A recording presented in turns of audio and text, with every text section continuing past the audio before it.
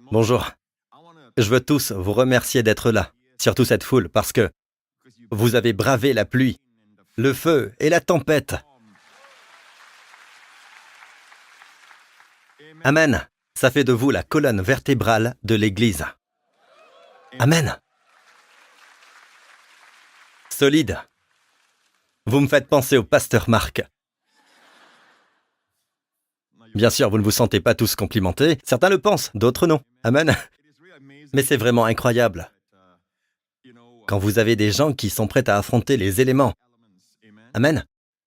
Pour venir à l'Église. Il fut un temps où s'assembler, se réunir comme une Église, pouvait signifier la mort. Et c'était l'époque où nos frères et sœurs chrétiens se réunissaient sous terre, dans les souterrains. Et les Romains, c'était avant que leur empereur ne soit touché par une vision dans le ciel et n'embrasse le christianisme traditionnel de cette époque. Mais avant que ça n'arrive, il y avait la persécution, d'accord? Et c'était difficile d'afficher que vous étiez un croyant. C'était courant.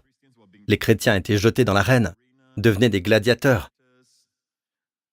où beaucoup d'entre eux étaient simplement crucifiés, en grand nombre. Donc nous remercions Dieu pour la liberté que nous avons aujourd'hui. Amen. La liberté de pouvoir venir à l'Église pour prier ensemble. Louons le Seigneur. Alors ne soyons pas de ces gens qui disent « Oh, aujourd'hui, je ne peux pas aller à l'Église parce qu'il pleut. » D'accord?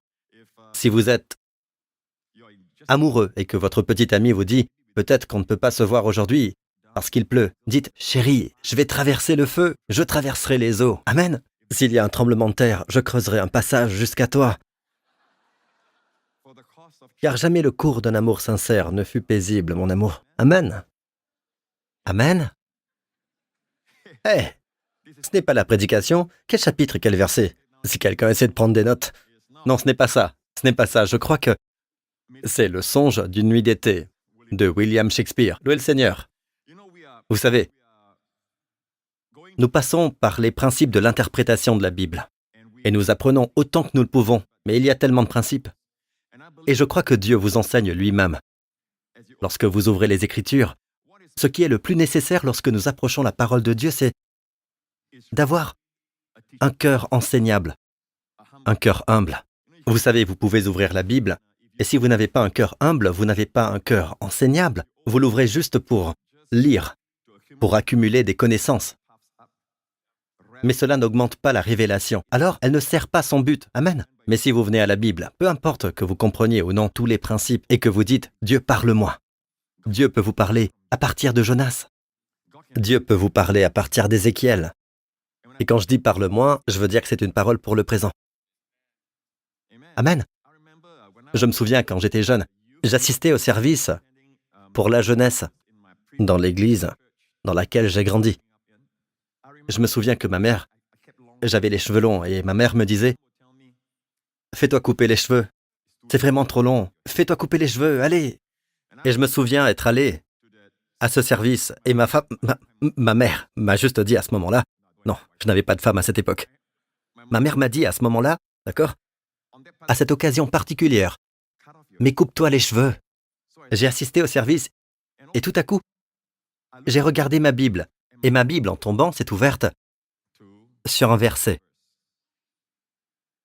de la King James. Coupe ta chevelure. Donc, je sais que Dieu peut parler. C'est pour ça que je dis ça. Vous savez, les gens disent que vous pouvez ouvrir une Bible. J'en ai parlé récemment. Vous ouvrez la Bible et il est écrit, parlant de Judas, il se retira et s'en étant allé, il se pendit. Alors vous dites, oh, ce n'est pas bon. Non, Seigneur, parle-moi encore. Et quoi que tu aies à me dire, fais-le vite. Bien sûr, ce n'est pas la voie à suivre. Mais si votre cœur est ouvert à Dieu et vous voulez savoir ce que Dieu vous dit, mais c'est toujours par la parole de Dieu. Amen. L'ennemi a peur de vous voir passer du temps dans la parole, à étudier la parole avec un cœur enseignable. Amen. Dieu peut enseigner aux gens qui sont enseignables. La Bible appelle cela être doux. Amen. Les gens sont facilement instruits. Et quand vous apprenez, vous recevez, vous faites comme « Ah, je veux que vous fassiez l'expérience de ce cœur chaud. Ce cœur chaud qui vient de la révélation. Amen. Pas une connaissance qui s'accumule, mais une révélation. Parfois, je dis cela à Dieu avant d'ouvrir la Bible. Je dis simplement, « Père, parle-moi à travers ta parole. Fais-moi voir Jésus. » Amen. Accorde-moi des yeux qui voient et un cœur qui entend. Et vous savez, je dis, « Seigneur, même quand je prépare mon message, je viens à ta parole, non pas pour accumuler des connaissances. Amen. Mais accorde-moi cette révélation. La connaissance est une faculté de l'intelligence et elle peut vous enorgueillir. Oh, je sais ceci. Oui, je sais déjà cela. Je le sais, il y a ceux qui peuvent aller dans des séminaires ou des centres théologiques pour apprendre beaucoup, mais sans rencontrer le Seigneur. Or, ce que vous voulez, c'est la connaissance révélée. Ce dont vous avez besoin, c'est la connaissance révélée. Et quand il s'agit de révélation, je veux que vous deveniez tous des accros de la révélation. Amen. Je veux dire, poursuivez la révélation. Waouh, c'était une révélation. Laissez Dieu vous donner votre propre révélation. Amen. Certes, oui, la parole de Dieu est la même, mais Dieu nous parle. Il s'adresse à nous même à partir d'un passage connu. Et c'est votre révélation. Et la révélation fera de vous un roc. Les gens viendront à vous pour passer du temps parce que dans le monde dans lequel ils vivent, il y a toujours des hauts et des bas. C'est désordonné. C'est un monde sans stabilité. Ils cherchent une certaine stabilité. Et quand ils vous regardent, vous êtes comme un roc. Vous êtes stable. Pour une raison quelconque, ils aiment être près de vous. Ils ne viennent peut-être pas vers vous en disant « je veux Jésus ». Peut-être sont-ils incapables de comprendre qu'ils cherchent Jésus, mais ils savent qu'il y a de la stabilité. Amen. Et ils aiment être près de vous parce que vous dites des paroles de sagesse. Vous êtes comme des eaux rafraîchissantes. Chaque fois qu'ils vous quittent, ils se sentent élevés. Ils ne savent pas pourquoi. Parce que vous avez l'Esprit de Dieu. Et l'esprit de la dépression n'aime pas ça. Chaque fois que ces gens passent du temps avec vous, ils sont libérés de ces esprits pendant un moment. Amen. Amen. Savez-vous, vous êtes une lumière qui va quelque part. Vous ne le savez peut-être pas, mais vous êtes une lumière qui va quelque part pour briller. Amen. Et je pense que je vous ai déjà raconté cette histoire. C'est une histoire vraie. Je pense que c'était dans un de ces endroits, un de ces lieux où on pratique encore de la sorcellerie. Et il y avait un rituel de sorcellerie qui se déroulait et les gens frappaient leurs tambours et d'autres instruments. Et il y avait toutes sortes d'incantations et tout ça. Et tout d'un coup, le chef, la sorcière principale, celle qui dirigeait le groupe entier, c'était en plein air. Elle s'est effondrée bruyamment et elle tremblait. Et elle gémissait comme un chat. Un gémissement de chat qui a peur ou d'un chien qui a peur. Elle tremblait sur le sol, sur la terre. Et puis tous les gens ont regardé derrière elle parce qu'ils étaient dans un champ et il y avait un petit chemin. Et une vieille dame passait par là. Et la vieille dame chantait en les regardant et en rentrant chez elle. Plus tard, ils ont découvert que cette vieille dame revenait de l'église. Elle s'occupait de ses affaires et chantait des hymnes à Dieu. Mais ce qu'ils ont vu, c'est une boule de lumière qui passait. Et c'est ce qu'ont vu tous ces gens, les sorcières, les leaders parmi eux, ont dit avoir vu une boule de lumière. Les gens l'ont vu, mais ils ont vu une boule de lumière. Amen. Donc, vous ne connaissez pas votre influence. Et Moïse ne savait pas que son visage brillait. Regardez autour de vous. Amen. Déjà, les visages des gens brillent. Donc, la connaissance de la révélation est ce que vous voulez. Et quand Jésus a posé la question à ses disciples, à Césarée de Philippe, « Qui suis-je d'après les hommes ?» Les uns disent, vous savez, certains disent que tu es Jérémie, d'autres disent que tu es Jean-Baptiste, ressuscité des morts, et les uns disent ceci, les autres disent cela. Et Jésus dit, « Et d'après vous, qui suis-je » D'accord? Alors ils ont dit, qui a répondu? Simon-Pierre, répondant dit, « Tu es le Christ, le Fils du Dieu vivant. » Et Jésus répondant lui dit, « Tu es bienheureux, Simon Barjonas, car la chair et le sang ne t'ont pas révélé cela. » Il a donc reçu une connaissance par révélation. La chair et le sang. En d'autres termes, vous n'avez pas obtenu cela de vous-même. Vous ne l'avez pas obtenu de quelqu'un d'autre. Car la chair et le sang ne t'ont pas révélé cela, mais mon Père qui est dans les cieux. Et vous voyez ce qui est arrivé à Pierre maintenant? Il a reçu une connaissance par révélation. Et il dit, « Et moi aussi, je te dis que tu es Pierre. Et sur ce roc. » Il y a une différence. Si vous regardez attentivement, d'accord? Les termes utilisés là sont différents. Pierre n'est pas le roc sur lequel Jésus va construire son assemblée. Il s'agit de la révélation qui a fait de Pierre un roc. C'est à cela que Jésus fait référence. Sur ce roc. Un roc fort, immense, je bâtirai mon assemblée.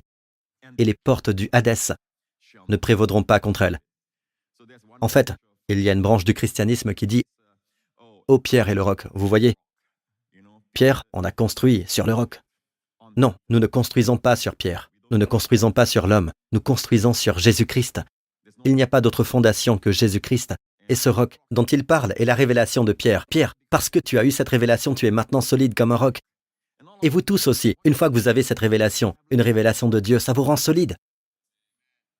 Amen. Louez le Seigneur. Êtes-vous prêts pour la parole? Souriez à votre voisin et dites, tu seras à côté de moi pendant les 3 prochaines heures. Autant apprendre à se connaître. Amen.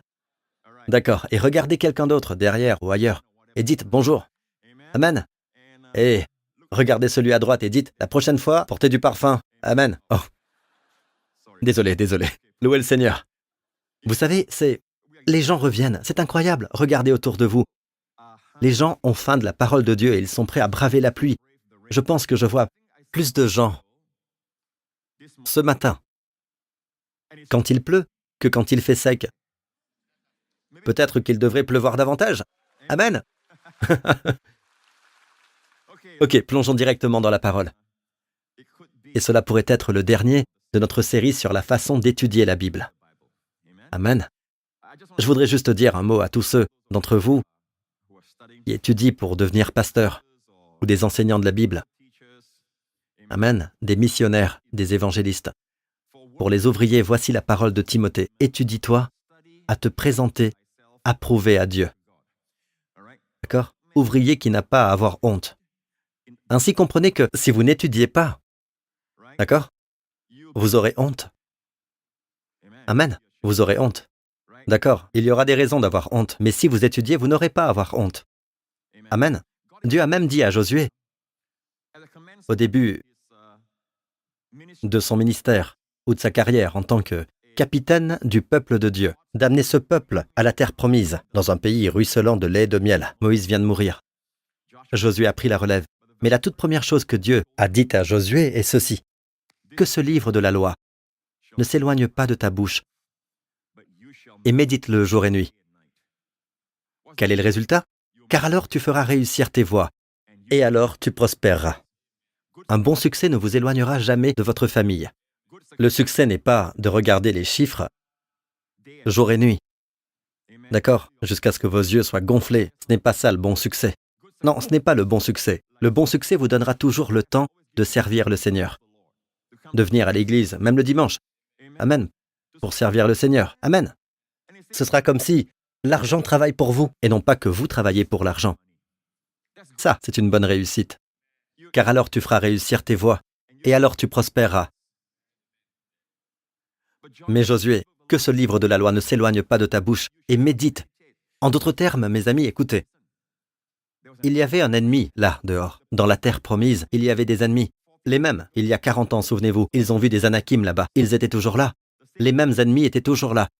Si ça se trouve, ils sont plus établis maintenant, plus retranchés dans leur forteresse. Et nous savons que les murs de Jéricho sont épais. Donc l'ennemi est là. Les obstacles.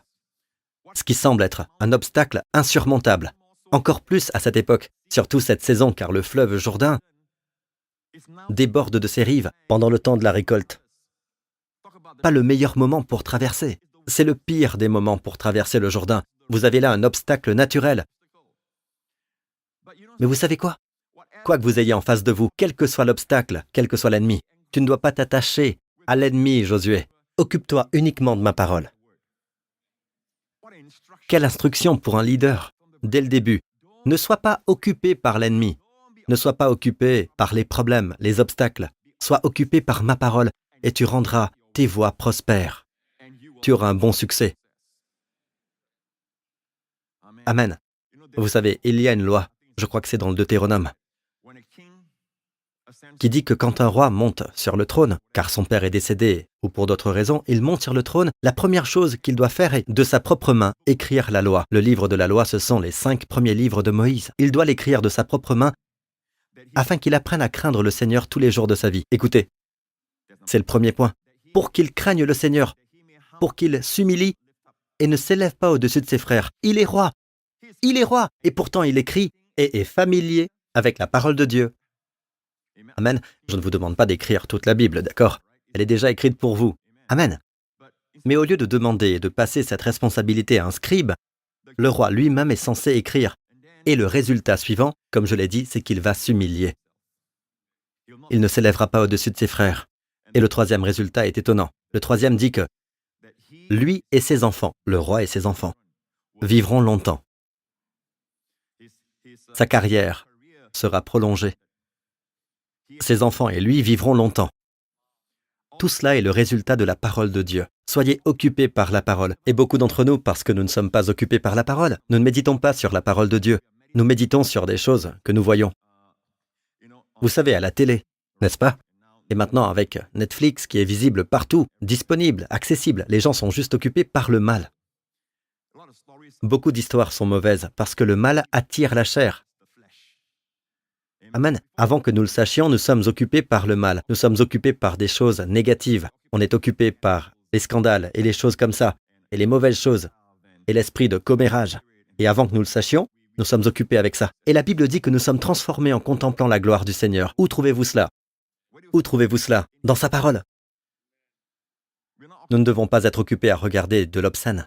En fait, je ne dis pas qu'il ne faut pas regarder ces choses du tout. Je dis juste qu'il faut s'assurer que ces choses-là ne sont pas votre activité principale, ce que vous faites le plus. Ne négligez pas la parole de Dieu.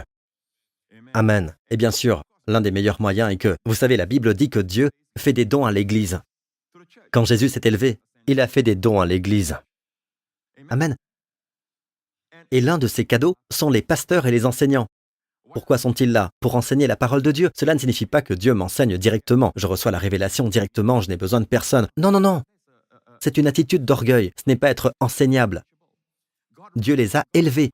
Dieu a élevé des pasteurs et des enseignants. Ils ont les mêmes problèmes que vous, mais en plus, Dieu leur a permis de vivre certaines expériences afin qu'ils en soient riches pour les partager avec vous. Non seulement la parole de Dieu, mais la parole de Dieu qui a travaillé une vie. Ce sont surtout des hommes plus âgés. Et je me considère comme l'un d'eux. Ces personnes d'expérience. J'ai de nombreuses années d'expérience derrière moi. Amen. Mais quand vous regardez, quand vous voyez des personnes plus âgées et qu'elles enseignent la parole de Dieu, et vous pouvez voir l'onction de Dieu en eux pour enseigner, pour transmettre la révélation qui transforme des vies. Et c'est prouvé, il y a des antécédents prouvés. Accrochez-vous-y. Amen. Pas pour l'amour de la personne, mais pour ce ministère, ce don. Amen. Ce don vient de Jésus, le Christ ressuscité. Il a donné des dons à l'homme pendant qu'il s'élevait. Il a fait des dons à l'homme, les apôtres, les prophètes, les évangélistes, les pasteurs, les enseignants. Certains mettent les pasteurs et les enseignants ensemble parce qu'un pasteur est généralement un enseignant.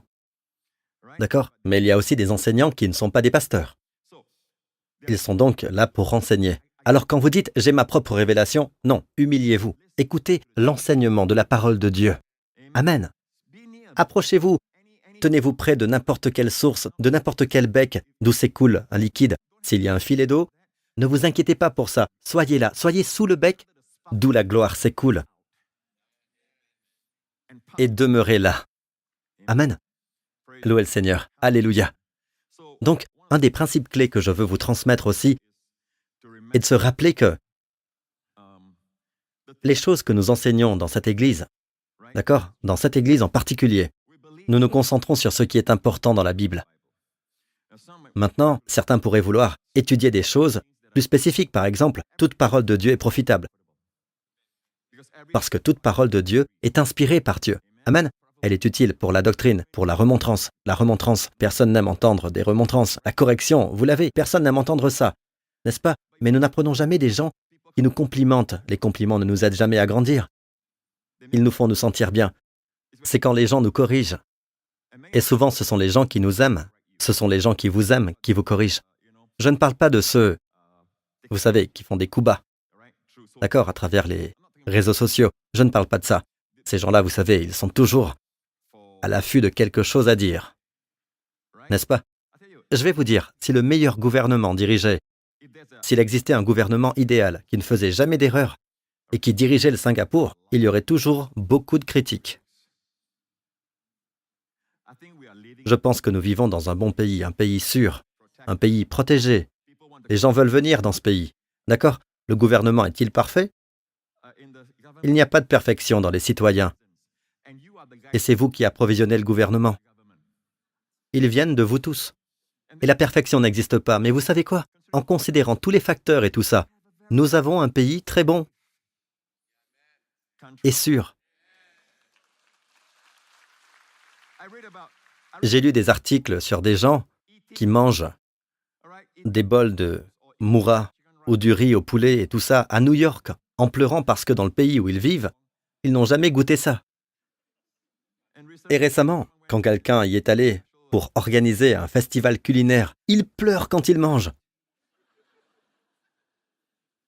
Nous les envions de vivre là-bas. Ils nous envient de vivre ici. Les gens ne sont pas heureux parce que l'herbe est toujours plus verte ailleurs. Jusqu'à ce que vous passiez de l'autre côté, comme je l'ai fait il y a plusieurs années, quand j'étais en Nouvelle-Zélande, avec des frères. Nous étions là pour le ministère et je leur ai dit « Arrêtez la voiture !» parce que c'était si vert, si beau. Et j'ai sauté par-dessus la clôture et j'ai couru. Les collines sont vivantes. J'ai littéralement couru. J'aime la nature et c'était si vert. Un vert, comme vous ne pouvez pas l'imaginer. C'était tellement vert. Littéralement l'herbe la plus verte. Donc nous étions sur la route, je leur ai dit d'arrêter. J'ai sauté par-dessus la clôture et couru à travers la verdure. Et je me suis arrêté. Une fois qu'on est de l'autre côté, on voit certaines choses. Je regarde autour de moi et il y a ce truc marron. Du marron tout autour de moi. Du marron ici, du marron là. Et c'était pas du chocolat. Oh. Il y en avait des sèches, il y en avait des fraîches. Et je regarde à ma chaussure, ma belle chaussure. Et je me dis, oh non, mais qu'est-ce qui... Je n'avais pas vu de là-bas. Je n'ai vu que du vert. La morale de cette histoire, c'est que le mariage de quelqu'un a toujours l'air plus joli, plus beau. Et les réseaux sociaux ont cette intention cachée. D'accord? Pour que vous soyez dans un endroit de dépression, que vous soyez dans une situation où vous aurez des problèmes de santé mentale. La vie de tout le monde est bonne, sauf la mienne. Déconnectez-vous. Je ne veux pas dire complètement, je dis juste qu'il ne faut pas passer trop de temps. Ne soyez pas un esclave de cela. Ne soyez pas un esclave de cela. Votre vie est plus importante que de savoir qui est la petite amie actuelle de ce type, et qui est ceci. Non, votre vie est plus importante. Votre vie est importante, le temps est précieux. Il vous passe à côté, il passe à toute vitesse. Amen. Puis j'ai réalisé que c'est ce qui se passe. D'accord? Avant que je ne parle clairement, certains d'entre vous ont déjà eu la révélation de ce que sont ces trucs marrons. Des excréments. Des excréments de moutons. D'accord? L'herbe est plus verte de l'autre côté. Mais quand vous allez de l'autre côté, que voyez-vous? Du popo. D'accord? Mais vous ne le voyez pas de là où vous êtes. D'accord? L'un des principes clés de l'étude de la Bible, qui, comme je viens de le dire, nous nous efforçons d'enseigner, et qui nous définit. Amen. En fait, il y a beaucoup de principes à partir desquels, mais les choses que je sens que Dieu veut que je partage avec vous sont les choses principales qui changent vraiment nos vies. Numéro 1, je sais qu'il y a 8 alliances dans la Bible, mais quand vous tenez votre Bible, elle commence avec l'Ancien Testament. Et ensuite, nous avons le Nouveau Testament. D'accord? C'est tout ce que vous avez besoin de savoir pour grandir dans le Seigneur. Amen. Pour continuer à bénéficier des bénédictions de Dieu. Il y a 8 alliances. Intéressez-vous à cela quand vous aurez du temps. Par contre, les pasteurs ainsi que les leaders doivent s'y impliquer à fond. Amen. S'ils veulent pouvoir partager avec intelligence spirituelle les choses qu'ils disent.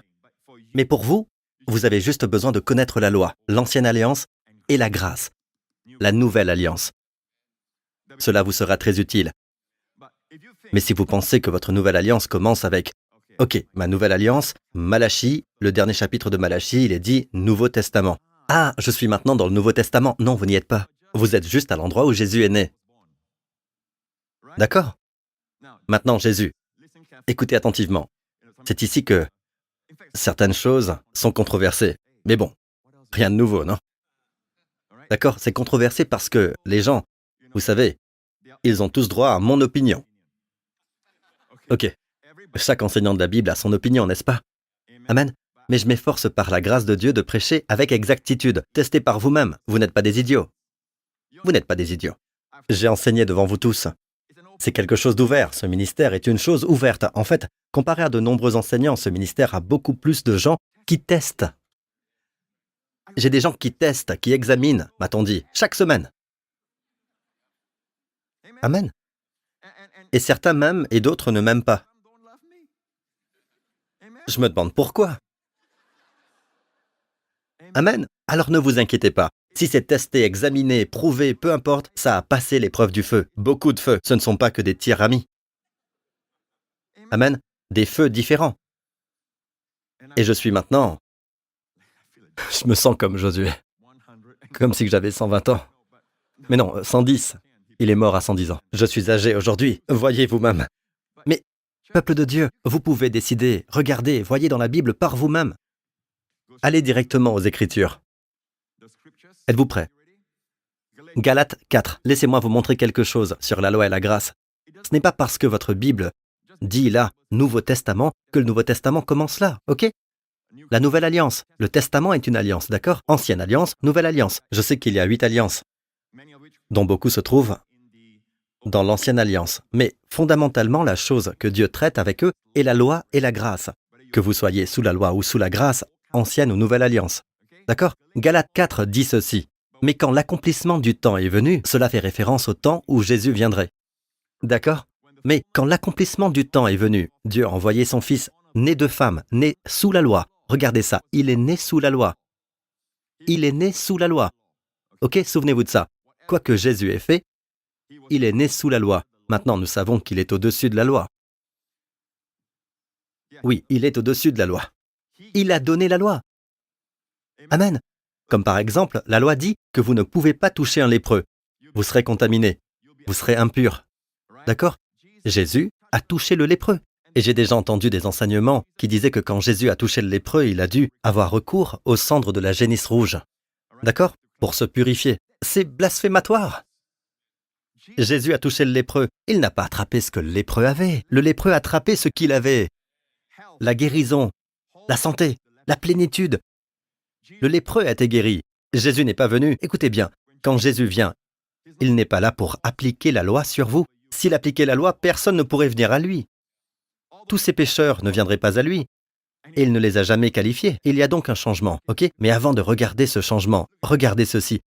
Il est né sous la loi, souvenez-vous-en, afin qu'il rachetât ceux. Pourquoi est-il né sous la loi? Afin qu'il rachetât ceux qui étaient sous la loi, afin que nous reçussions l'adoption. Puis il y a ceux qui lisent le Nouveau Testament.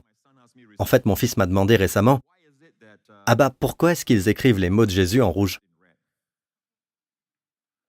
J'ai répondu, « Très intéressant, mon fils, tu as remarqué ça. Mais toutes les Bibles ne mettent pas Jésus en rouge. Certaines personnes veulent juste que vous le sachiez, au cas où vous ne le sauriez pas.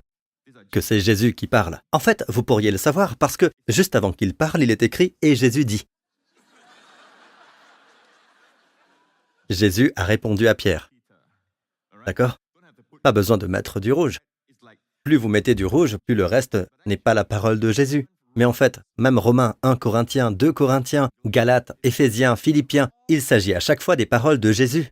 Elles sont données par Paul, le secrétaire. Amen. Mais ce sont les paroles du Christ ressuscité. Alors que Matthieu, Marc, Luc et Jean sont les paroles de Jésus quand il était sur terre. Et puis, il y a des gens qui disent, eh bien, le pasteur Prince dit que nous n'avons pas besoin de lire les évangiles. Non, c'est dans les évangiles que j'aime me nourrir, l'ami. J'aime me nourrir des évangiles parce que je vois la vie de Jésus. Je le vois faire tant de miracles. Surtout quand je ne me sens pas bien. Je passe en revue les miracles de guérison de Jésus. Et souvent, avant d'avoir fini, je me sens bien. Amen. Et c'est là que nous voyons Jésus le plus clairement.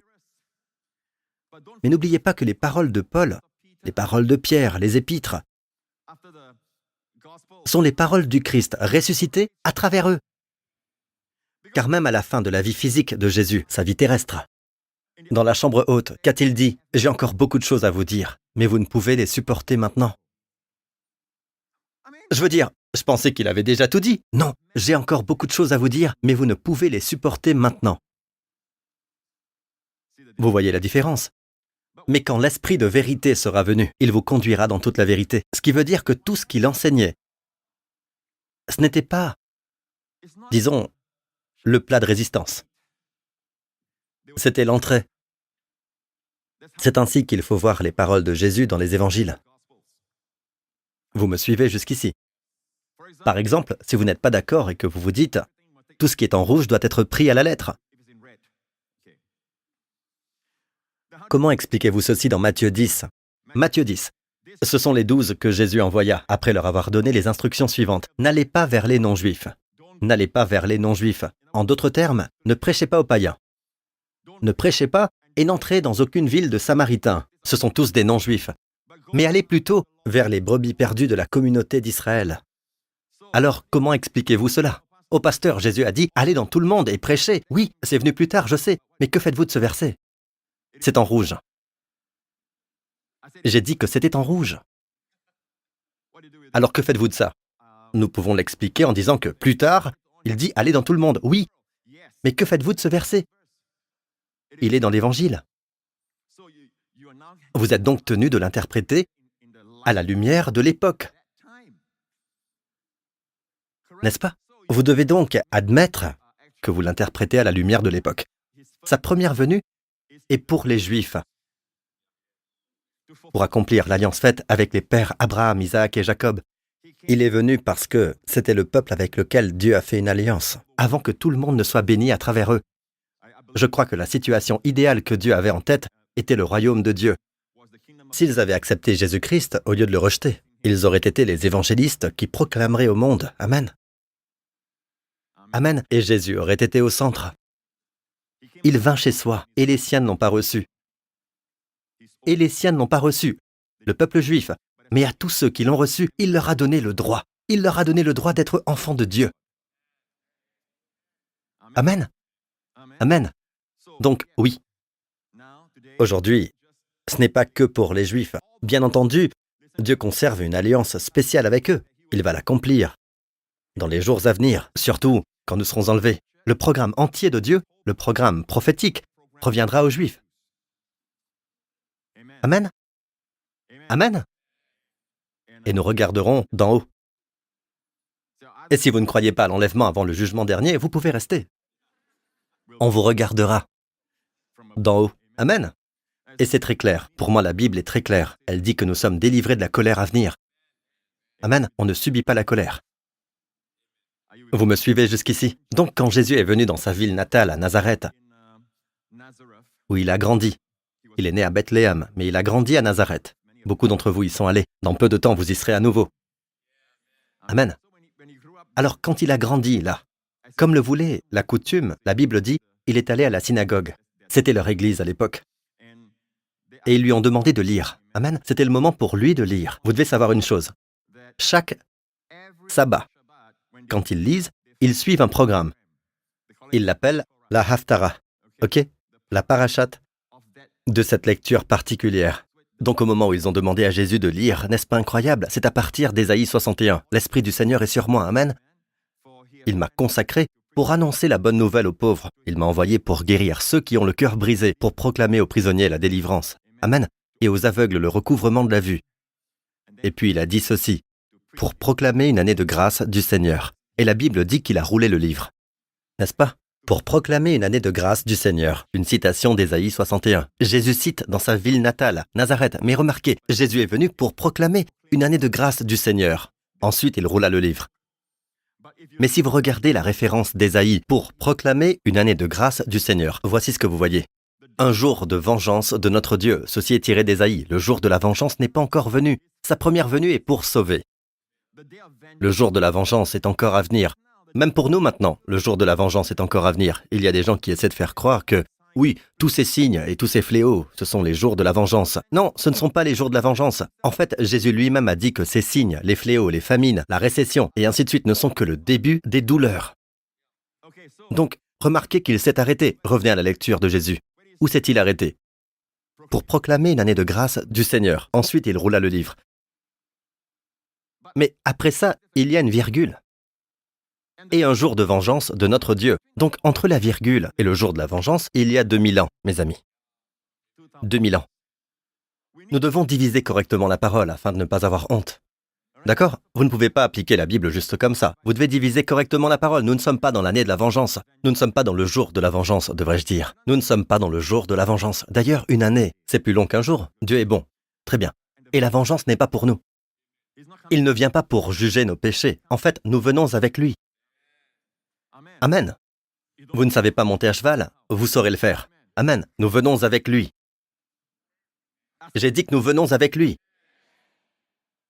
Ceux qui croient que l'enlèvement aura lieu quand Jésus viendra en personne sur terre, comment cela va se faire? Nous montons à mi-chemin, puis Jésus dit « Demi-tour !» Tout comme ici-bas on dit « Go Stan ». Vous savez, Go Stan vient des Britanniques. On l'utilise à cause d'eux. Ils disent « Go astern ». Ça veut dire « en arrière ». Donc « Go Stan ». D'accord? Vous montez et à mi-chemin, Jésus dit « Ah, en arrière !» Puis vous redescendez. Non, bien sûr que non. D'accord? Nous serons avec le Seigneur. Et c'est l'image du mariage juif. Amen. Vous partez pour être avec votre époux et il y a 7 jours de festivités. Amen. Louez le Seigneur. C'est assez évident si vous avez des yeux pour voir. Mais si nous disons non, c'est comme ça, c'est dans la Bible, ça semble si noble, si bon, mais Dieu attend de vous que vous divisiez correctement. Voyez-vous ce que Jésus a fait? Ok, un autre exemple. Jésus dans Luc 9. Très bien. Dans Luc 9, Jésus traversait une ville de Samarie, qui n'est pas une ville juive, soit dit en passant. Et il prétendait que Jérusalem n'est pas le centre du culte, que c'était chez eux, que le mont Garizim est le centre du culte. Donc, les Juifs et les Samaritains ne sont pas d'accord. Alors Jésus est passé par la Samarie. Et les Samaritains ont vu que Jésus préférait Jérusalem. En fait, ils attendaient Jérusalem. Donc, dans sa conversation, dans son comportement, cela se voyait qu'il allait à Jérusalem. Ils n'ont donc pas aimé cela et ont probablement dit quelque chose contre le Seigneur. Les disciples l'ont entendu. Vous savez qui l'a entendu? L'apôtre de l'amour, Jean. Jacques et Jean l'ont entendu. Et voici ce qu'ils ont dit, Jacques et Jean. Ils ont dit, « Seigneur !» Ses disciples Jacques et Jean dirent, imaginez l'apôtre de l'amour disant ceci. « Seigneur, veux-tu que nous ordonnions au feu de descendre du ciel et de les consumer, comme l'a fait Élie ?» Maintenant, vous souvenez-vous de l'histoire d'Élie? Sinon, je vais vous la raconter. Ok, c'est 10 ans après que le feu soit tombé sur le mont Carmel. Vous vous souvenez du défi lancé aux prophètes de Baal? Élie les a défiés et pendant 3 ans et demi, il y a eu une sécheresse. Rien ne peut pousser et le peuple se bat. Tout ça parce qu'ils ont adoré l'idole de Jézabel. Et Dieu dit, repentez-vous. D'accord? Dieu les aime. Dieu veut qu'ils se repentent. Alors Dieu envoie Élie et il dit ceci. Dieu qui répond par le feu. Vous connaissez tous l'histoire, je ne vais pas entrer dans les détails. Alors Dieu a répondu par le feu. Cette fois, le feu est tombé sur les désobéissants, les enfants rebelles d'Israël. Ceux qui ont adoré un autre Dieu, pas le Dieu qui les a fait sortir du ciel. D'Égypte. Jusqu'à une terre d'abondance, la terre de Canaan. Hein? Ce sont les mêmes personnes, ils ont oublié Dieu. Mais ce feu, quand Élie a offert un taureau en sacrifice, c'était une image du sacrifice de Jésus. Jésus sur la croix. Et quand le feu est tombé, est-ce que le feu est tombé sur le peuple coupable? Non, il est tombé sur la victime innocente. C'est une image de Jésus. Mais la Bible dit que quand le feu est tombé, d'ailleurs, il y avait 12 pierres pour représenter les 12 tribus d'Israël sous l'autel qu'Élie avait placé là. Et la Bible dit qu'il leur a demandé de verser quoi? De l'eau. Encore. Et encore et encore. La Bible dit que lorsque le feu est tombé, il a consumé le taureau, il a consumé le bois, il a consumé les 12 pierres. Il a consumé les 12 pierres. D'ailleurs, vous irez là-bas bientôt. Quand vous serez là-bas, vous ne verrez pas les pierres. Ne les cherchez pas, elles ont toutes été consumées. Tout a disparu. Ainsi, dans l'Ancien Testament, le jugement est plus grand que le sacrifice.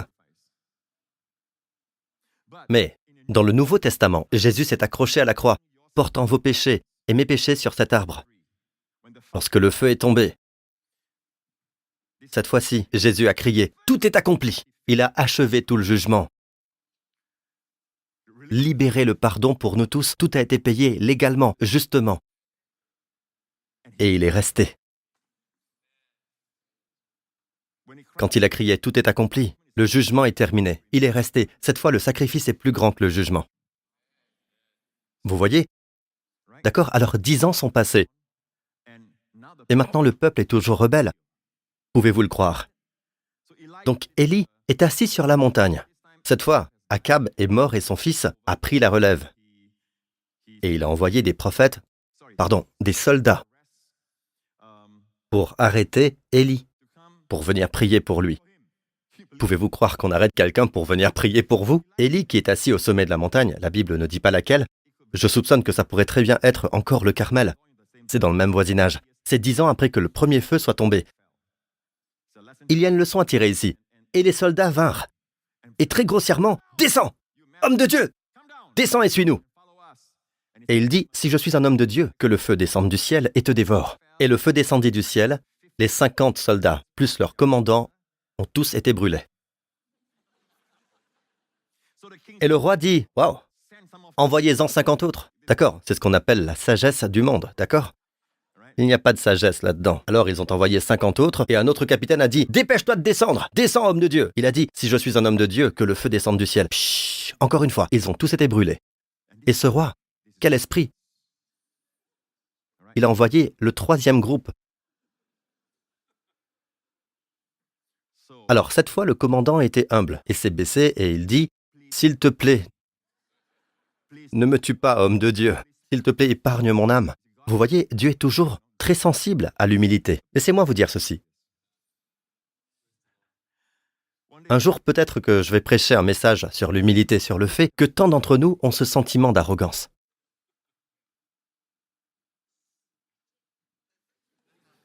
Prêchez-le, Pasteur Prince. Un sentiment d'arrogance. On oublie de dire merci. S'il vous plaît, on traite les gens comme s'ils étaient censés nous servir. Remerciez Dieu simplement. Si des gens travaillent pour vous, appréciez-les. Amen. Même vos employés de maison, appréciez-les. Un jour, vous ne les aurez peut-être plus, alors vous saurez ce qu'est la vie. Remerciez-les. Appréciez-les. Ne soyez pas si calculateur. Ne soyez pas calculateur. Ne les punissez pas pour tout. Prêchez-le, Pasteur Prince. Pouvez-vous, s'il vous plaît, continuer? Comment étudier la Bible? Je ne suis pas venu ici pour que vous me disiez comment je dois traiter mon employé de maison. Vous en voulez encore un peu? Comme si le feu de l'enfer ne faisait pas peur. Ok? De toute façon, cet homme a été épargné. Dieu a dit descends avec lui. Alors il est allé avec lui. Ok? C'est de cet incident dont parlent Jacques et Jean, le disciple bien-aimé. Jacques et Jean ont dit, devons-nous faire descendre le feu comme Élie?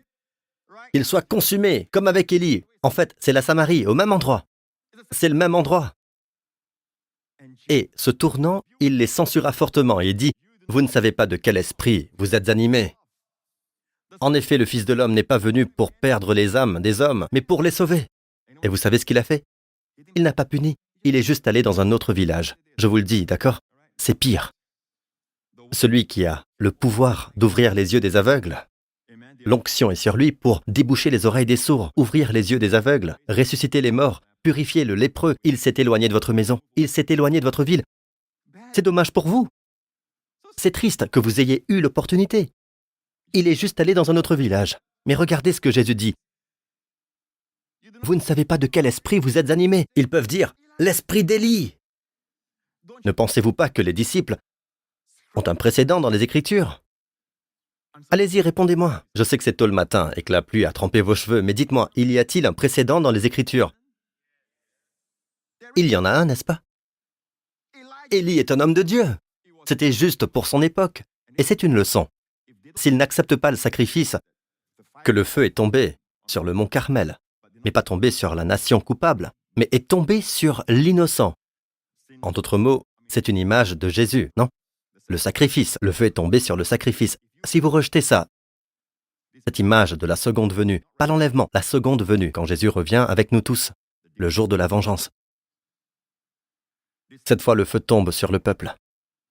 Vous comprenez? Si vous rejetez la grâce, il n'y a plus d'espoir. D'accord? Vous pouvez tous dire Amen, c'est un fait. La Bible en parle. Un jour de vengeance de notre Dieu. Remarquez que c'est une chose courte. Il fera un travail rapide pour recréer un nouveau ciel et une nouvelle terre où la justice habitera, dit la Bible. Le loup habitera avec l'agneau. Rien ne pourra blesser ou détruire. Dans ce règne millénaire, celui de Jésus. Amen. Amen. Donc, vous pouvez dire que Pierre et Jean, je veux dire Jacques et Jean, peuvent dire,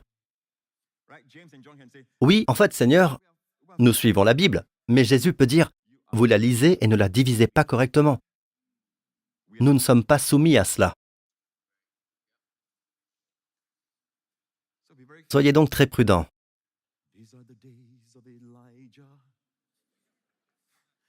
Soyez très prudents. Oui, je comprends. Avant que Jésus revienne, il y aura un esprit d'Élie. Mais remarquez bien que ce n'est pas pour appeler le feu ou le jugement, c'est pour retourner le cœur des pères vers le fils et le cœur des fils vers leur père. Parce que Élie et Élisée ont ressuscité des enfants des morts. C'était leur ministère. Tenez-vous-en à cette partie, l'esprit et la puissance d'Élie, pas pour faire descendre le jugement.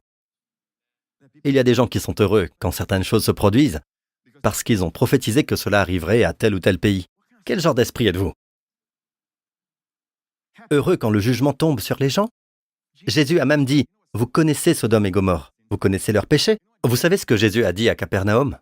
Capernaum est l'endroit où Jésus a ouvert les yeux des aveugles, débouché les oreilles des sourds, a dit un mot au centurion romain dont le serviteur était mourant et l'a ressuscité. Amen. C'est l'endroit où Lévi, il deviendra Matthieu, celui qui a écrit le premier évangile de Matthieu dans le Nouveau Testament. Amen. Ce que je veux dire, c'est que beaucoup de miracles ont eu lieu là-bas. Mais Jésus a dit de Capernaum parce qu'ils l'ont rejeté finalement. C'était pire, parce qu'ils rejetaient la grâce. Et vous savez ce que Jésus a dit?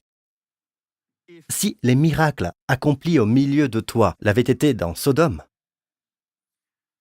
elles subsisteraient encore aujourd'hui. En d'autres mots, ils se seraient repentis. Ils seraient là aujourd'hui, ils se seraient repentis. Cela me dit donc que le péché du rejet de la grâce est pire que le péché de Sodome. De plus, en disant cela, les jugements, même de Jésus, c'est encourageant pour moi. Car il y a ceci, il dit, « Car si les miracles accomplis au milieu de toi l'avaient été dans Sodome, elles subsisteraient encore aujourd'hui. » Cela nous donne la clé pour approcher Sodome. Quelle est la clé? Les miracles. Si Sodome avait des miracles, donc si vous rencontrez des gens dans le besoin, qui sont déprimés, car ils ont un style de vie qui a causé telle dépression ou une telle agitation intérieure, vous devez prier pour eux. Ne les jugez pas, priez pour eux. Faites des miracles dans leur vie. C'est ce que Jésus dit. Et vous savez qui sont ceux qui doivent faire des miracles? Regardez votre voisin. Celui qui ne porte pas de parfum. Regardez l'autre voisin. Oui, dans leurs mains. Vous savez quoi? Écoutez, ce n'est pas difficile. Jésus dit, « Voici les signes qui accompagneront ceux qui auront cru. En mon nom, est-ce que vous croyez? » D'accord? L'un d'eux est, « En mon nom, ils pourront chasser des démons. Ils poseront les mains sur les malades et ceux-ci seront guéris. » Donc, seront guéris, c'est au futur, non? Mais l'imposition des mains d'abord, ensuite ils guériront. L'imposition des mains d'abord, non? Alors regardez ça. Tout le monde lève les mains. Ce sont des mains. Que faire avec les mains? Imposer. Sur qui? Les malades. Qu'arrive-t-il aux malades? La guérison. Est-ce que ça dit que vous les guérissez? Non. Quel est votre rôle? Posez les mains. Les mains. Imposez-les. Que leur arrive-t-il? Quel est leur rôle? Se rétablir. Peuvent-ils se rétablir? Peut-être? Non. Jésus dit, ceux-ci seront guéris. Ça peut être le même jour, peut-être dans 3 jours, peut-être une semaine. Ceux-ci seront signifie qu'ils se rétabliront. Le ciel et la terre disparaîtront, mais mes paroles ne disparaîtront pas. Amen. Maintenant, vous pouvez dispenser la guérison par d'autres moyens aussi. L'huile d'onction, à distance. Amen. Mais Jésus a ordonné, dans Marc 16, il a mentionné, ils poseront les mains. Donc, si vous êtes malade, vous le savez, nous avons un groupe à chaque service, nous avons le centre de guérison, notre salle de guérison. Amen. Demandez aux ouvreurs de vous aider à trouver votre chemin. Ils sont tous prêts. Ils ont tous des mains. Tous. Amen. Ils ont tous des mains. Certaines mains sont très grandes. Ça ne dit pas grande main, petite main, d'accord? Main chétive, ça ne dit pas quel genre de main. Votre part, les mains. Votre part, imposez. La part de Dieu est de guérir. C'est le pouvoir. Si j'obéis et que rien ne se passe, pourquoi devrais-je avoir honte? Je ne suis pas le guérisseur. Je vous l'ai déjà dit, si j'étais le guérisseur, je guérirais mon visage. Je ne ressemblerais pas à ça.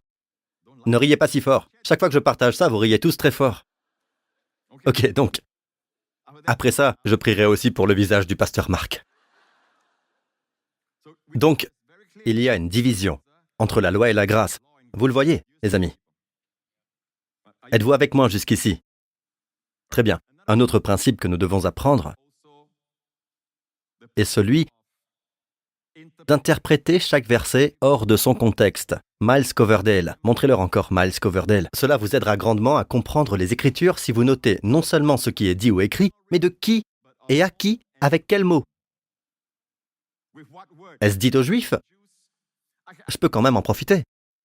Vous savez, un grand homme de Dieu a écrit. C'était quelqu'un comme le diacre Marc ou le diacre Matthieu. Désolé, je viens de rétrograder Marc. Ok? Qui est assis devant ici. Ok, donc, parce qu'il sait que j'aime cet homme de Dieu et que cet homme de Dieu lui a donné un enseignement de la parole, il le partage avec moi. Puis-je en bénéficier? Donc, même si c'est écrit à quelqu'un d'autre, est-ce que je peux en bénéficier? Oui. Même si c'est écrit pour les Juifs dans l'Ancien Testament, vous pouvez en bénéficier. Et beaucoup de choses dans l'Ancien Testament sont des types. Toutes ces choses sont écrites pour servir d'exemple. 1 Corinthiens 10 nous le dit.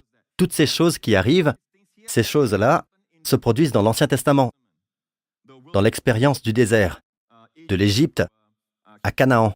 D'accord? Tous les livres de l'Ancien Testament sont là pour notre apprentissage et notre admonition. Mais pouvons-nous bénéficier de mots directs aux Juifs, même à cette époque? Oui! Amen. Me suivez-vous jusqu'ici? Mais les épîtres nous sont adressées. Toutes les Écritures sont écrites pour notre bénéfice. D'accord? Mais il y a des Écritures, et cette partie est généralement le Nouveau Testament, qui nous sont adressées. Donc, quand Jésus dit « n'allez pas vers les non-juifs, allez plutôt vers les brebis perdues », ce n'est pas écrit pour nous, c'est écrit pour les Juifs, adressé aux Juifs de l'époque, qui étaient ses disciples. Ok? Est-ce que c'est clair jusqu'ici? Très simple, non? D'accord. Oui ou non, c'est comme ça. D'accord? Donc, si vous ne secouez pas la tête, vous dites juste oui.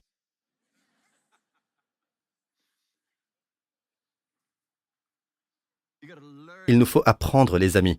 À l'église, vous devez hocher la tête pour encourager le pasteur, d'accord? Je ne peux voir que vos têtes, vous savez, c'est tout ce que je peux voir. Alors vous bougez la tête, d'accord? Je suis encouragé de savoir que vous comprenez. Vous comprenez? Encore une fois, on va tous...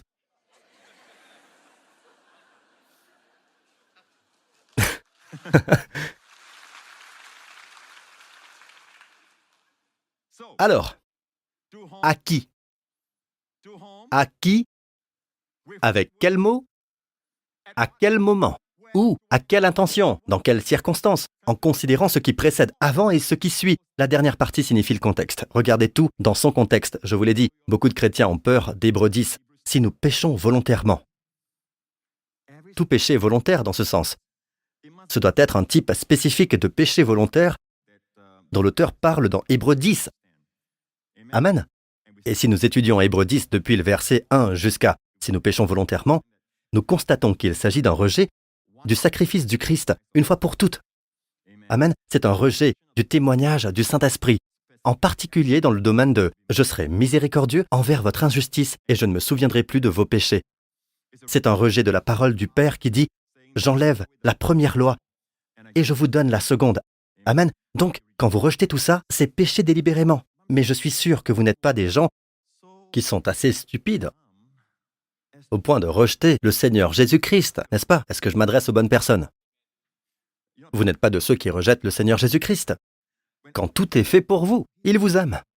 Vous voyez, le Seigneur ne vous demande jamais, même quand vous le servez, si vous y pensez, il ne vous demande jamais de faire quoi que ce soit pour lui, de le servir ou de faire quoi que ce soit. Il ne vous demande jamais quoi que ce soit jusqu'à ce qu'il ait tout donné pour vous.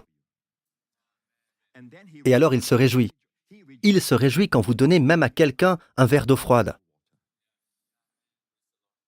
Ne pensez pas que vous êtes le premier à donner. Il est le premier à donner.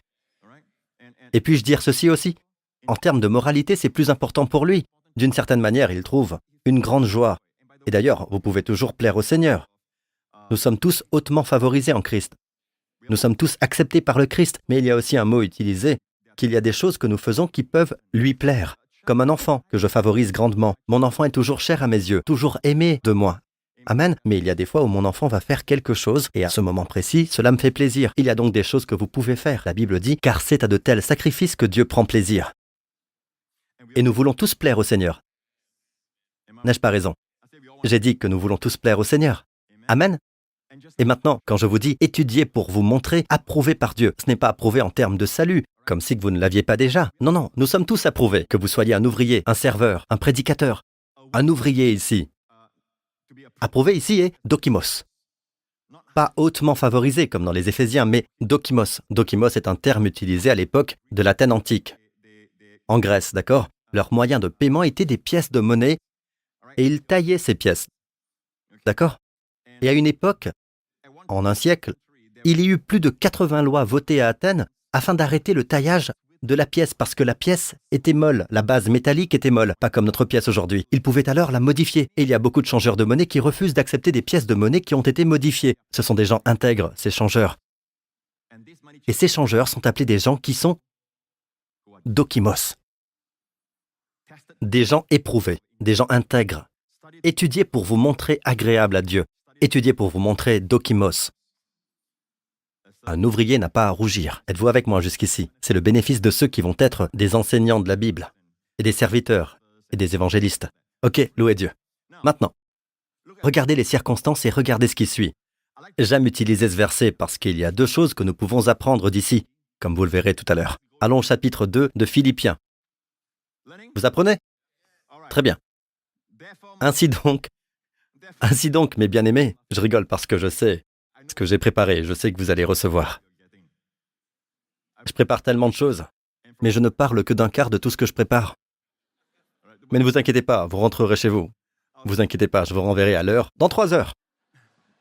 Ainsi, mes bien-aimés, vous qui avez toujours obéi, non seulement quand j'étais présent, mais bien plus encore maintenant que je suis absent, mettez en œuvre votre salut avec crainte et profond respect. En effet, c'est Dieu qui produit en vous le vouloir et le faire pour son projet bienveillant. Je ne sais pas combien de fois cela m'a été rapporté. Dans une conférence, un autre orateur m'a même rapporté ceci et m'a dit « Et les Philippiens ?» qui disent « Mettez en œuvre votre salut. » Ils connaissent tous cette partie. « Mettez en œuvre votre salut. » Ils connaissent tous cette partie. Alors j'ai dit « Que voulez-vous dire par là ?» Êtes-vous en train de me dire que nous sommes censés œuvrer à notre salut aujourd'hui? L'idée que les gens ont, c'est que nous œuvrons toujours à notre salut. Non, mes amis, une fois que vous avez cru au Seigneur Jésus-Christ, vous avez intérêt à savoir que vous êtes sauvés. Il n'y a plus d'œuvre à faire. En fait, cela n'existe pas d'œuvrer pour son salut. Vous ne pouvez pas œuvrer pour votre salut. Ce n'est pas par les œuvres. C'est par la grâce, par la foi que vous recevez. Abraham a été justifié sans les œuvres. Abraham a cru en Dieu. Elle lui a été imputée à juste titre. C'est donc sorti de son contexte. Qu'a dit Miles Coverdale, l'homme qui a traduit la Bible en anglais? La Bible complète. Ce n'était pas Tyndale. Il n'a traduit que l'Ancien Testament. Mais Miles, qu'a dit Miles? Allez voir le contexte. Ce qui précède, ce qui suit. Donc il dit, il écrit aux croyants, mes bien-aimés, il écrit aux croyants, et leur dit, œuvrez dans l'œuvre de Dieu. Œuvrez, parce que c'est Dieu qui est à l'œuvre. Vous savez, si vous avez le désir de servir dans un domaine quelconque, sachez ceci, Dieu a mis en vous ce désir et cette volonté. Et il n'y a pas que ça. Il y a à la fois la volonté et le moyen de faire. Et ensuite, il vous donne la capacité. Waouh! Amen! Vous avez le désir de prier pour les malades, amen? D'aider les femmes en difficulté, amen? Si c'est votre désir. Amen? Qui a mis ce désir là? C'est Dieu. Il vous donne ce désir, cette volonté. Et le pouvoir de le faire aussi vient de lui.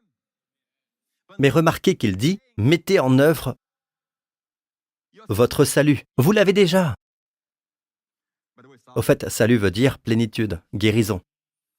Amen. Toutes les bonnes choses de la Bible, toutes les bénédictions de Dieu, c'est dans le salut. Vous trouvez que le salut signifie plus que simplement être sauvé de l'enfer. Œuvrez dans l'œuvre de Dieu. Amen. Réalisez-le. En d'autres termes, Dieu vous donne la volonté, Dieu vous donne le désir de travailler parmi les enfants, Dieu vous donne le désir de tout ça, il vous donne le pouvoir de le faire. Et vous, que faites-vous? Vous ne faites rien. Vous laissez tout ce potentiel sommeiller en vous. Du gâchis. Mais sur l'échelle de valeur de Dieu, Comme je le disais à l'instant, vous savez comment il valorise tout ce qui concerne la moralité. Vous pouvez croire en Dieu, demander à Dieu une promotion dans votre travail. Vous pouvez demander à Dieu, vous savez, j'ai besoin de plus de revenus. Ce que vous voulez, et ça vous arrivera. Vous êtes très heureux, d'accord? Et Dieu est heureux, vous savez, quand vous êtes heureux. Oui. Mais vous savez ce qui plaît vraiment à Dieu? Ce n'est pas que vous obteniez toutes ces choses, mais que vous soyez patient, que vous soyez doux.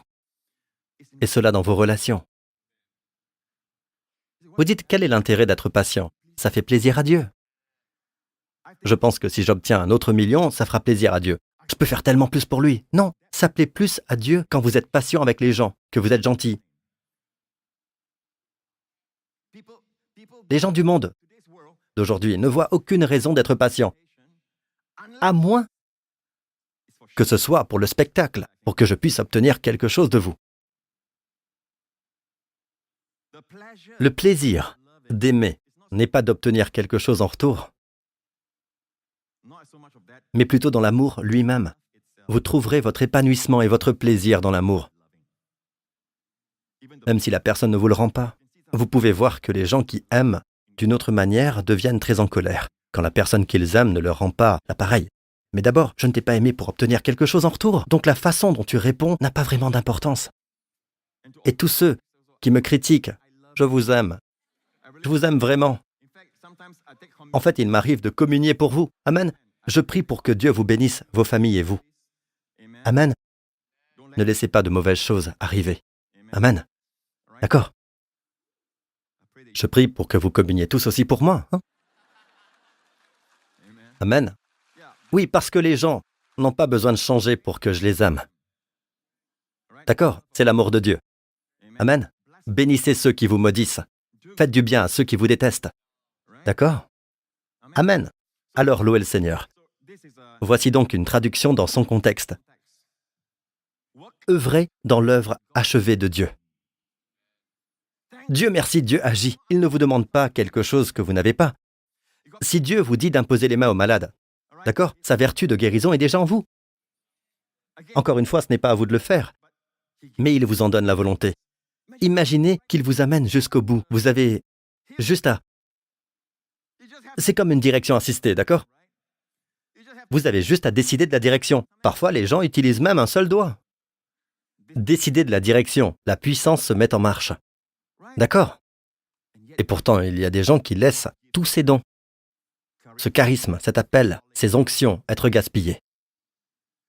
Et il n'y a pas d'accomplissement. Ils veulent gagner 10 millions de dollars de plus. Ils veulent en avoir plus. Ça ne les satisfait pas tant que ça. Ça ne vous satisfait pas au fond, vous savez. Mais quand on est gentil, qu'on aime, ça plaît à Dieu, plus que toute autre chose. Amen. Est-ce que je peux vous montrer un verset qui m'est venu à l'esprit? Je n'avais pas prévu cela, donc il n'est pas programmé. Est-ce qu'on peut aller à Colossiens chapitre 1? Colossiens chapitre 1, rapidement, pour que je n'ai pas à ouvrir ma Bible. Qui l'a eu en premier? Ok, au premier rang. Ils sont les premiers à l'avoir. Je sais qu'ils sont les premiers à l'avoir car ce sont mes pasteurs et mes leaders. Ce sont mes conseillers municipaux. Ils sont les premiers à l'avoir. D'accord? Allez, quelqu'un l'a eu au premier rang? Quelqu'un l'a eu au premier rang? Quelqu'un? Colossiens 1, 18. Quelqu'un l'a eu dans l'assemblée? L'assemblée l'a eu. Diacre, diacre, diacre, diacre. Pasteur, pasteur, pasteur, pasteur, partout. Ok. Qu'est-ce que ça dit? Quel est le verset? Vous serez fortifiés. C'est Colossiens 1, 11. Oui, 1, 11. Ok, je n'ai pas ouvert ma Bible encore. Dieu soit loué. Dieu merci, j'ai l'Esprit du Christ. Amen. Ok, regardez, regardez. Étant fortifié, je cite Darby, étant fortifié en toute force. D'accord? Selon la puissance de sa gloire. Pour toute patience et constance, avec joie. Votre nouvelle traduction dit persévérant ou fermeté, d'accord? Avec joie, persévérant et patient. N'ai-je pas raison? 3 mots. Vous avez le mot dunamis, kratos, doxa. Et il y a le mot, écoutez, renforcer, d'accord? Pouvoir, kratos. Il y a le mot doxa, gloire. Puissance glorieuse. En fait, le mot là dans le grec est la puissance ou la force de sa gloire. Regardez bien mes amis, vous savez que Dieu fait toutes choses divines. Vous savez pourquoi le pouvoir divin vient sur vous? Vous savez pourquoi le pouvoir divin, la puissance divine vient sur vous? Vous savez pourquoi le pouvoir divin, la puissance divine vous fortifie? Quand il est dit que Jésus a grandi, il se fortifiait en esprit. Qu'est-ce que ça veut dire? Ça veut dire exactement cela. Faire de vous une personne plus patiente. Quoi? Toute la puissance. Si vous pouvez afficher le verset, si vous l'avez trouvé, Esti, affichez-le, oui, pour que tout le monde puisse le lire, d'accord? Étant fortifié en toute force, selon la puissance de sa gloire. Vous voyez ça? Nous avons la puissance divine, le pouvoir divin, la force divine. On a la gloire. Vous voyez ça? Et pourquoi faire? En parlant de vous, c'est une prière d'ailleurs. Paul prie pour toute patience et constance avec joie. Écoutez, si vous pouvez être le premier, la patience. Il devrait y avoir endurance. Hupomone, endurance. L'endurance est pour les épreuves, les circonstances mauvaises et défavorables. Vous endurez. Vous vous tenez bon pour le Seigneur. Amen. Vous continuez à faire ce qui est bien, même si on vous met la pression pour faire ce qui est mal. Amen. Les gens disent des choses sur vous, vous endurez. Vous endurez. Est-ce que vous écoutez? Vous écoutez? Très bien. Le prochain, la constance. C'est pour les gens. C'est là que la patience est utile. Le premier, c'est l'endurance. Le second est en fait la patience. C'est le mot makrotumio, d'où vient macaroni. Macro signifie long. D'accord? Makrotumio, tumio c'est le caractère, avoir un long caractère. Parce que l'opposé, le caractère court, signifie quoi? Vous êtes impatient. Donc Dieu dit, la parole de Dieu dit que Dieu veut vous renforcer dans quel but? Pour que vous deveniez une personne ferme, une personne endurante, et cela dans des circonstances qui sont défavorables. Et ensuite, la patience envers les gens. La patience envers les gens. Et vous pensez que c'est tout. Dieu dit, je suis patient avec vous depuis si longtemps déjà. Tu sais à quel point je suis patient avec toi ou pas?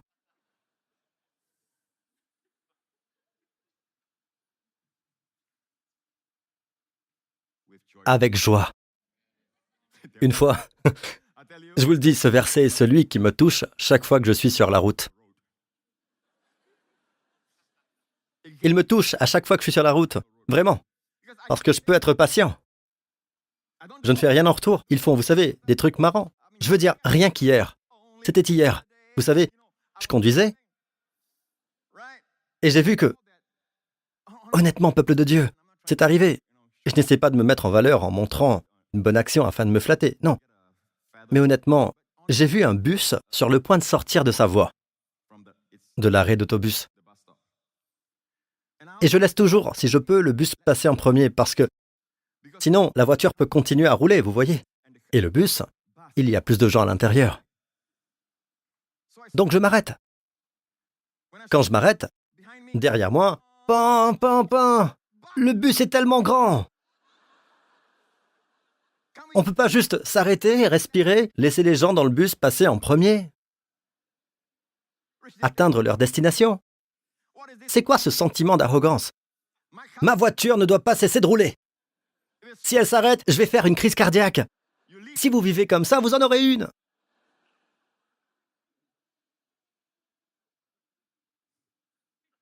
Alors j'ai dû tourner sur une petite voie et pardonner à ces plaisantins. Pardonne-leur, Seigneur, au nom de Jésus. Pardonne-leur. Alors je me suis dit, patience, avec joie. Patience avec joie. Je n'en suis pas encore là, mais je prie pour ça. D'ailleurs, c'est une prière.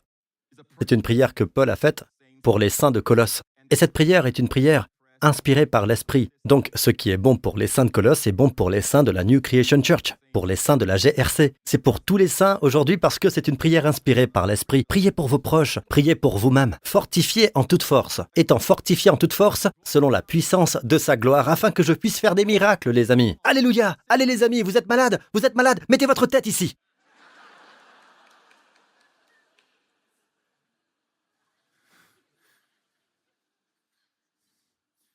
Aveugle? Venez ici. Laissez-moi vous cracher dans les yeux.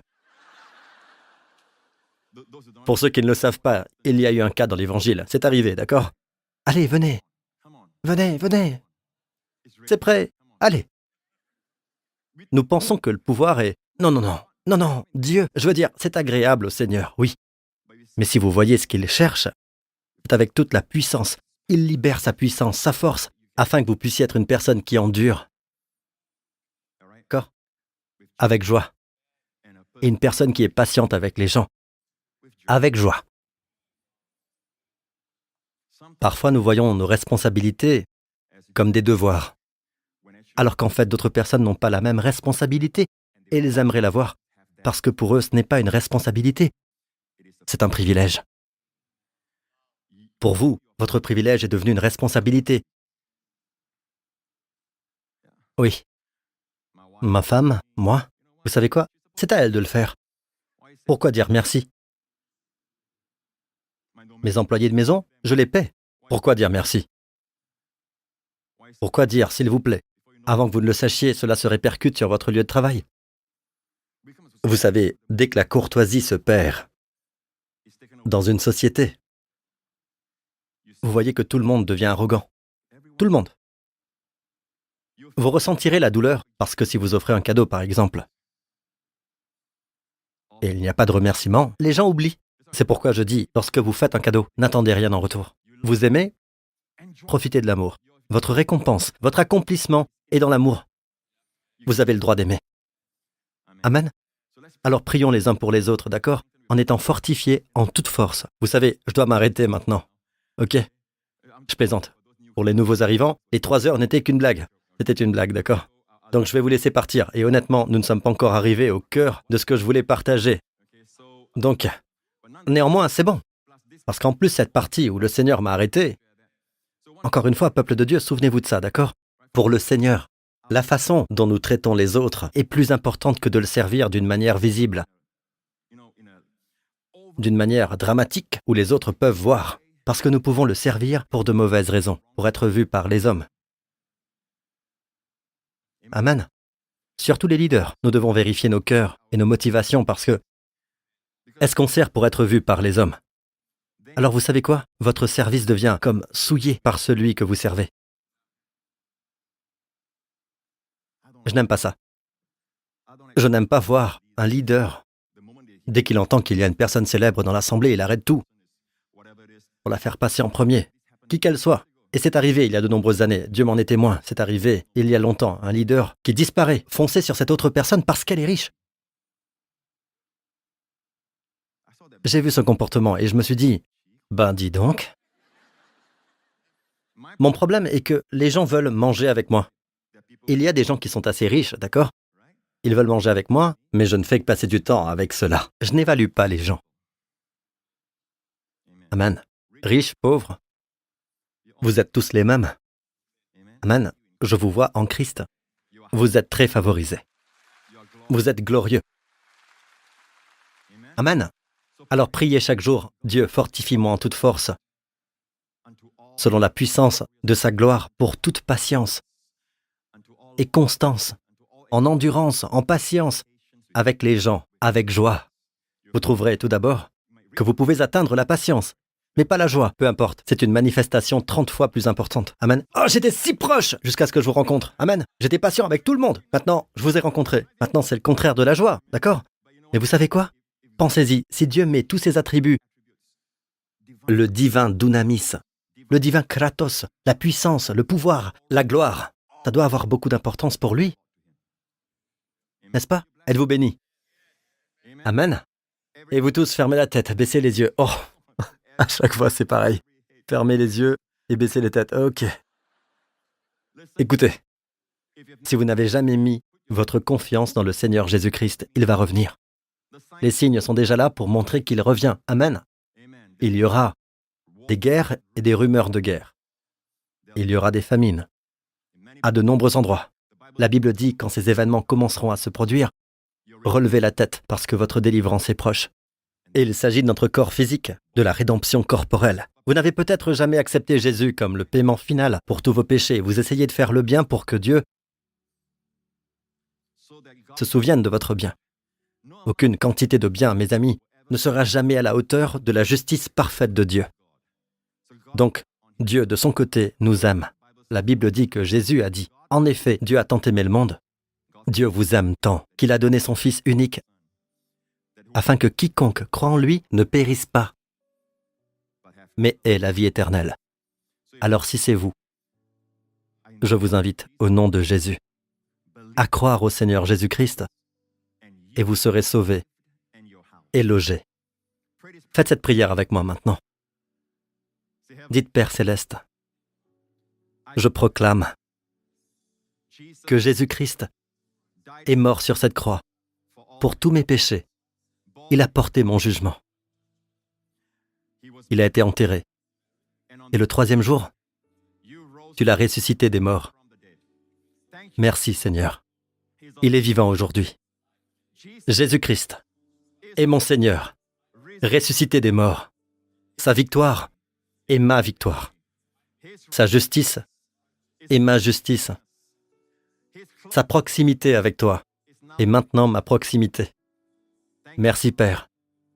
Jésus-Christ est mon Seigneur, maintenant et pour toujours.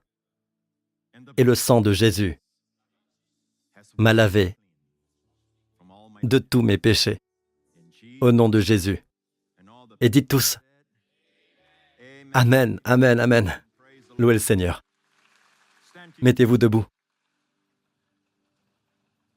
Pour cette semaine à venir, pour vos familles et vous, que les bénédictions viennent, de nombreuses bénédictions, qu'elles viennent les unes après les autres, qu'elles vous recouvrent, afin que vous soyez une immense bénédiction pour les gens qui vous entourent, partout où vous allez. Que la grâce de Dieu soit sur vous. Grâce sur grâce sur grâce, faveur sur faveur, encore et encore, afin que vous puissiez dispenser cette faveur. De même qu'il fait abonder vers vous toute grâce et toute faveur, afin que vous ayez l'abondance pour toute bonne œuvre. Puissiez-vous y plonger cette semaine. Que le Seigneur vous fortifie. Père, fortifie chacun de nous en toute force, selon la puissance de ta gloire, pour toute patience et constance, avec joie, pour cette semaine à venir. Au nom du Seigneur Jésus-Christ. Amen. Ok, attendez, avant de partir, je dois vous avertir d'abord, parce que une fois que vous aurez fait cette prière, cette semaine, sachez-le, ok? Si vous êtes testé, soyez complimentés. Dieu pense que vous êtes assez important pour vous recruter dans son armée. Amen. Amen. Oui, Dieu vous bénisse. À très bientôt.